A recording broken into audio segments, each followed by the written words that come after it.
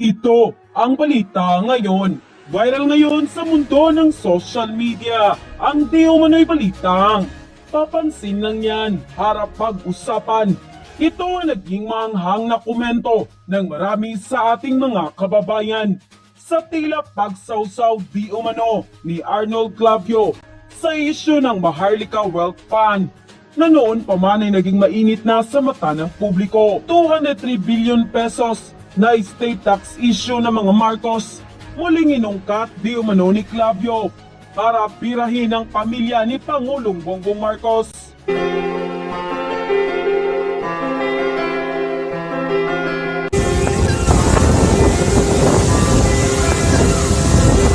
At ito na nga mga kababayan, ating matatandaan noon.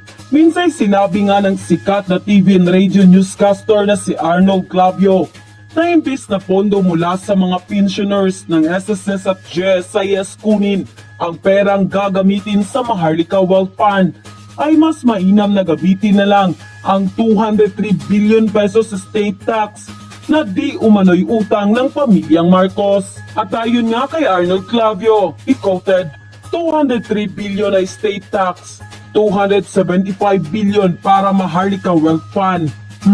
72 billion na lang ang kulang. Pwede na ba?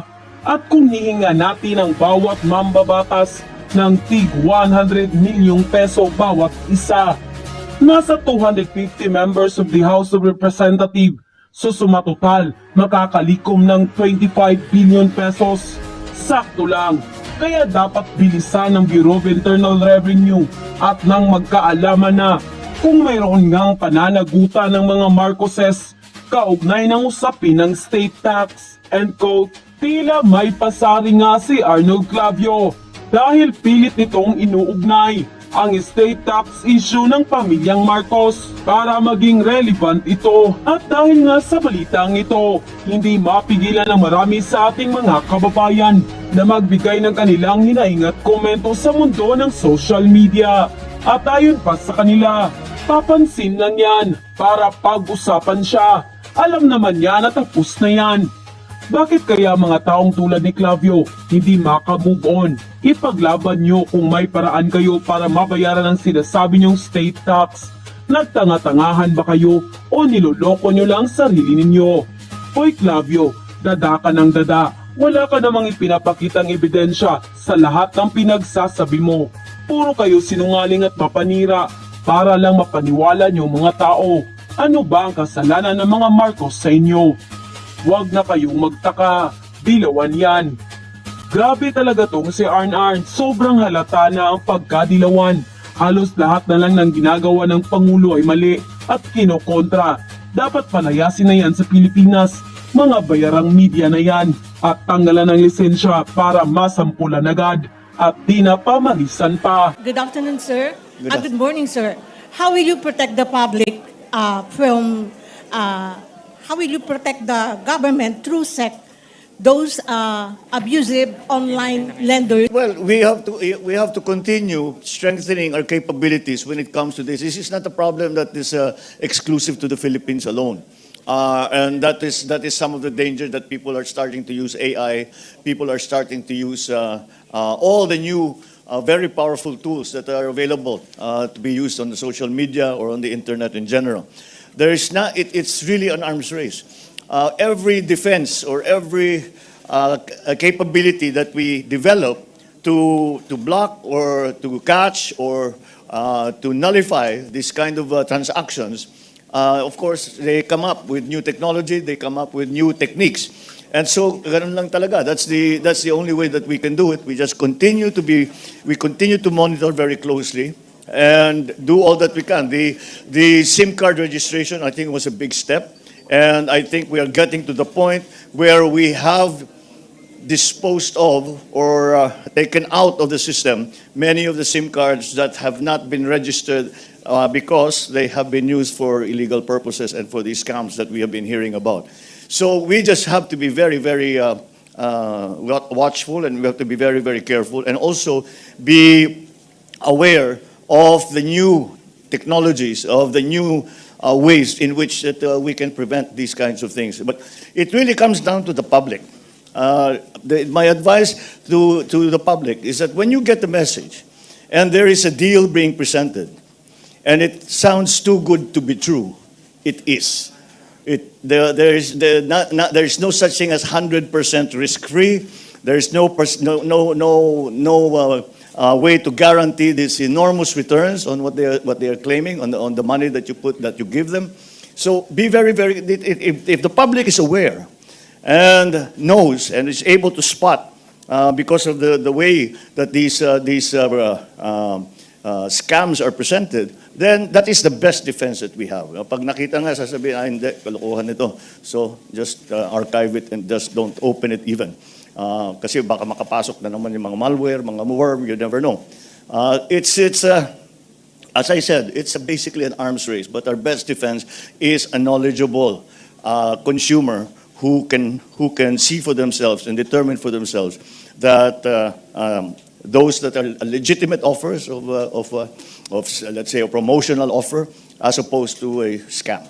Yes, sir. Will you push for any sanction on this matter? Do? Any sanction on this matter? Will you push? We have to. It's not that easy to say. We talk about sanctions because mahirap nang hanapin yan. What the best that we can do, there are certain instances, especially when they're very large scale, now that we can find exactly where it's coming from. But again, it's a very movable. It's not. These are not offices, corporate offices in a big building.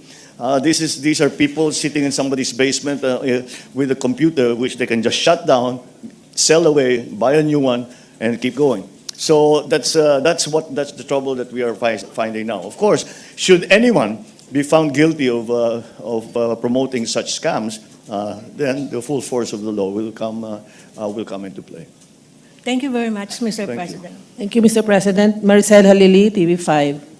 Sir, magandang umaga po. Magandang umaga. Sir, are you happy with the version of Maharlika bill passed by our legislators? When will you sign it, sir? I will sign it as soon as I get it.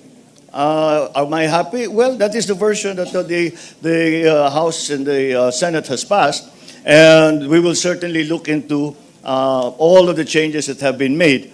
And I think most of the changes that were proposed and that were eventually adopted really had to do with the safety and the security of people's pension funds. Doon nag-alala ang tao. But let me, perhaps we are looking in the wrong direction. The key to the success of any fund, a hedge fund, pension fund, sovereign fund, investment fund, is the management. Of course, all of these things can happen. We've seen them happen before because the management chose for it to happen. Itong mga skandalo na nakikita natin sa ibang lugar. On the other hand, we see examples of really successful funds. And really the difference is the management. And that's why we have made sure that it is not a government, it is independent from government. One of the first changes that I proposed to the House was to remove the president as part of the board, to remove the central bank chairman, to remove the Department of Finance, because it has to operate as an independent fund, well managed professionally. Yan ang susi dyan. Kung korap ang ilagay mo dyan, korap talaga yan. Mamawala yung pera. Kung mahusay ang nilalagay mo dyan, ay lalaki yan at magagamit natin yung pondong yan. So that's where we are now. If the Maharlika Fund, if the bill comes before me, I will sign it. But the secret to its success is who do we put in management? What is their experience? What is their reputation? What is their success rate? And we have quite a few good money managers, financial managers there that we can call upon. So certainly, I sometimes I've been watching the discussions that have been going on the Maharlika Fund, and I say that's all true. That's all true. You must worry about that. But the only way to make sure that we do not get into trouble, the fund does not get into trouble, is that it's well and professionally managed.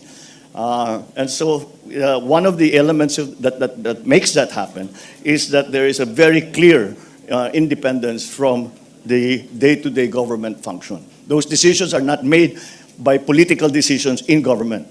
The decisions made for the fund are made by finance professionals. Thank you, sir. Thank you, Mr. President. Mela Las Moras, PTV4. Hi, good morning, Mr. President. Sa isang bagong survey po ng Publicus Asia, lalo pang tumaas ang inyong approval rating from 60% to 62% at maraming Pilipino rin ang lumalabas na naniniwalang nasa tamang direksyon ang bansa. Ano pong reaksyon nyo dito, sir? Well, I'm glad. Mabuti naman. At makita mo na, alam niyo, hindi natin makakalimutan na talagang sigaw namin na kahit nung kampanya pa ay pagkakaisa. Ay siguro, itong ganitong klaseng mga resulta na nangyayari ay dahil nagkakaisa tayo, nagkakaunawan tayo. Kaya, for example, sinasabi na tama ang direksyon na tinutunguan ng ekonomiya, na tinutunguan ng Pilipinas, ay ibig sabihin, sabay-sabay tayong tutulong. And that's really what we are talking about. But of course, still, at the very heart of it, I have to thank all those who have continued to support not only myself, but all of the different things that we have been trying to do to make life better for all Filipinos, to find ways to bring us into the forefront of the global economy. Para naman, kilala na ang Pilipinas na magandang magtrabaho dito, maganda mag-invest dito, maganda magnegosyo, magandang kausap ang gobyerno, magandang kausap ang mga private sector. Yun ang ating habol para sa ekonomiya. At the same time, we are government after all, and the social side of that is also very important. So talagang pinipilit natin, but we can only afford a large social program if you have a robust business side that is also giving you returns. So it's all connected, even for not only for the mainstream, but also for those who sometimes fall through the cracks. Those disenfranchised, kung tawagin, and that is those are the old, the young, and the sick. Yun kailangan talaga gobyerno ang gagawa niyan. So these are I think that naintindihan ng tao yan. At kahit na hindi pa natin nakikita naman siguro na lahat ng kaya ng gawin ng pamahalaan ay ginagawa para maabot natin yung ganyang klaseng sitwasyon. Magandang buhay, maraming trabaho, at kahit na yung mga naghihirap ay nakakatanggap na kahit paano, nakakatanggap ng tulong sa pamahalaan. Okay, thank you po, Mr. President. Thank you, Mr. President. Thank Thank you. you, Malacanang Press Maraming Corps. salamat.